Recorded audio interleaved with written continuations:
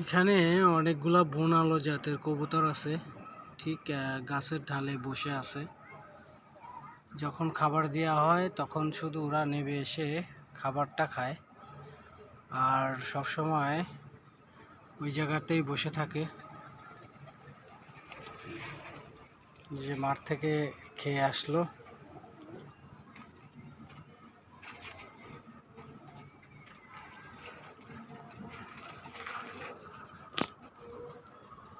ওরা মাঠে খেতে গেছিল, ওখান থেকে খেয়ে টেয়ে চলে আসলো এইমাত্র। তো যখন আসে তখন আসলেও নিজের কাছে অনেক ভালো লাগে।